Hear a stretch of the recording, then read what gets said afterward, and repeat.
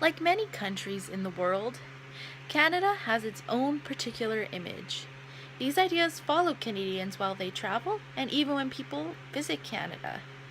People from all over the world perceive Canadians as nice, polite, and caring. But what if I told you this was simply a stereotype? On this episode of Mythbuster Minutes, we dive into this narrative and why it isn't true. Let's start by taking a trip back in time. Around the year 1880, many white, immigrant European settlers of Canada who were in charge of the country at the time set up residential schools. One of the main purposes of these schools was to take the Indian out of the First Nations child. They wanted them to talk, look, and act white. This is definitely a far reach from the multicultural mosaic that the Canadian media prides itself on. These schools operated for over 100 years, and since the final school being closed in 1996, there has been countless accounts released of children being abused physically, sexually, and emotionally. Although the Canadian government released an official apology in 2008, there is still a lot more Canada needs to do to repair this dark period of time. How does that align with the common narrative of Canadians being nice? I don't think it does. Now I know what you're probably thinking.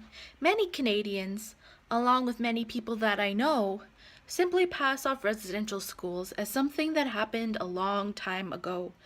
I've heard the common rebuttal, let the past be in the past and move on. The problem with saying that is that we forget to acknowledge what is happening in the present day, because most of it isn't too far off what happened in the past. Just last year, an Edmonton MLA urged the police to stop carding.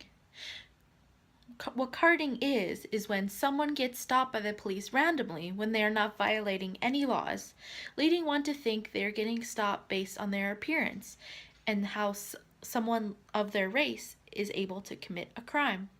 In 2014 alone, people who are First Nations or Black were 3 times more likely to be carded than those who are white. But as you saw in my introduction, Canada is a lovely, accepting land where everyone has an equal shot, right?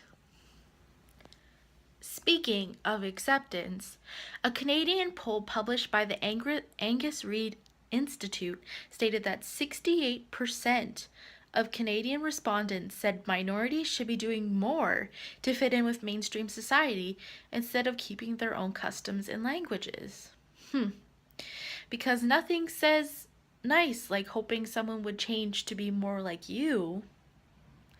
To add to this, another survey, 27% of Canadians thought the number of immigrants and refugees arriving in Canada each year was a critical threat to Canadian interests.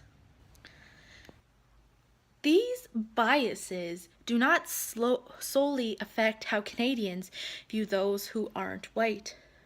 This also hinders how we view sex and gender as well. Even though gay marriage was legalized in 2005 and pride celebrations are an annual occurrence in most Canadian cities, about 1/3 of Canadians have yet to accept it. A minor statistic, but still a daunting one when you consider the narrative that Canada makes known to the world. It's really quite interesting why Canada identifies themselves as being nice. If you remember the memes that I showed at the beginning of the video, many of them played off of the idea that Canada says sorry too much. It's strange because I don't really think that saying sorry too much equates to being nice. It just means you say sorry too much. Now, I'm not here to sabotage or devalue Canada. I am a Canadian, and I know that there are plenty of nice people who live here. All that I am saying is that Canada generally does not have any more or less nice people than anywhere else in the world. It's a common stereotype that needs to be challenged so we can be more honest with ourselves and the rest of the world. We do not need stereotypes to cover up our misinformed or misled speakings. For this Mythbuster Minute, I'm Trista Miller. Hope you have a great day.